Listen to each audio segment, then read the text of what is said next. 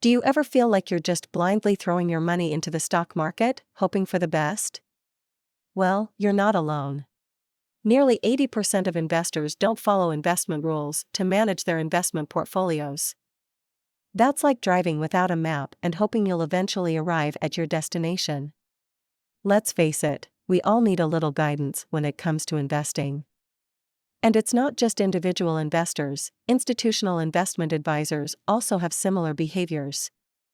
They claim to have strict strategies, but in reality, they don't, and use the phrase adapting to constantly changing markets when necessary to justify their behavior. Perhaps these so-called adjustments are correct in the present, but lack of discipline rarely aligns with the best long-term interests of the clients. Today, I'm here to share with you 5 investment rules, represented by 5 simple numbers, that can help you navigate the complicated world of investing. But before we dive in, let me ask you this. Have you ever had a little too much to drink? And woke up the next day with a massive hangover, regretting all of your decisions from the night before? Well, investing without discipline is kind of like that. It may feel good at the time, but in the long run, you'll end up with a headache and a lot of regret. Now, let's get into these investment rules. First up, we have the rule of 72. It's a simple principle that estimates the time it takes for an investment to double in value. And let's be honest, who doesn't love doubling their money? Just divide 72 by the annual rate of return on your investment, and voila, you have an estimate of how long it'll take to double. For instance, if you have an investment that earns an 8% annual interest rate, you can estimate that it would take approximately 9 years to double in value.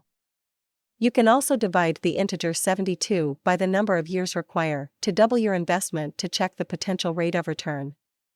In short, always fact-check any investment opportunities with Rule of 72 to see if it's too good to be true. Next, we have the 4% rule. This guideline for retirement planning helps people figure out how much money they can withdraw from their retirement savings each year without running out.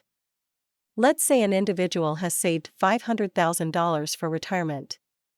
According to the 4% rule, they can withdraw $20,000 in the first year of retirement. The 4% rule, although traditionally utilized for retirees, can also be relevant for individuals who have a substantial amount of savings and aim to withdraw funds for their daily living expenses.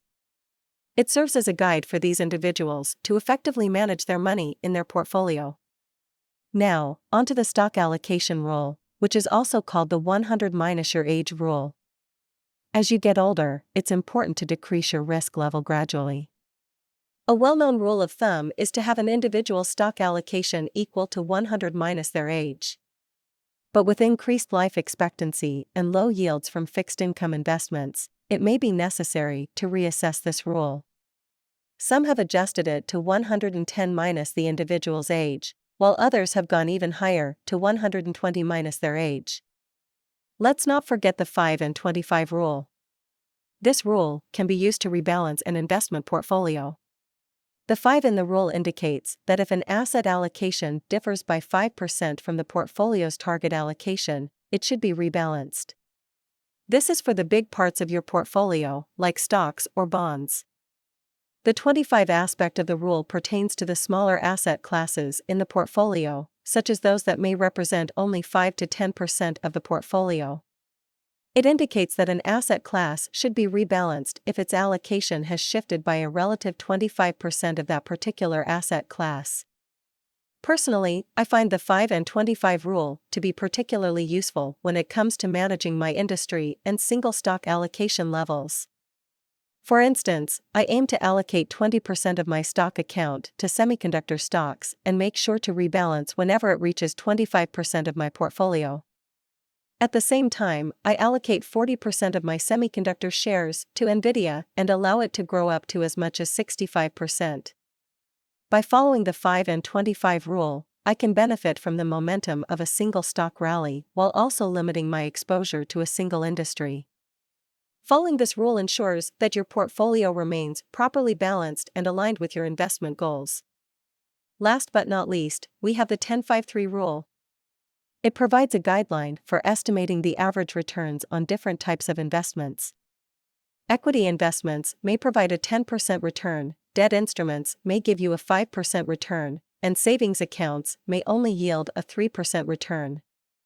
Keep in mind that these are just general guidelines, and your investment strategy may vary depending on your unique situation.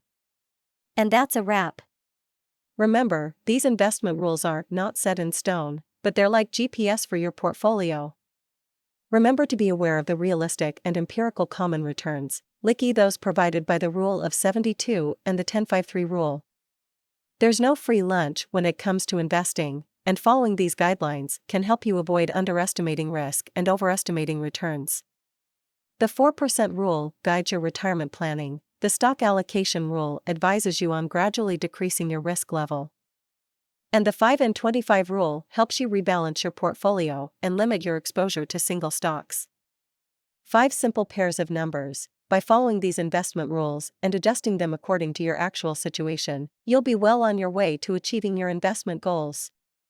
If you found this information useful, make sure to hit that subscribe button to join our community of smart investors. Subscribe now, and let's start this journey together.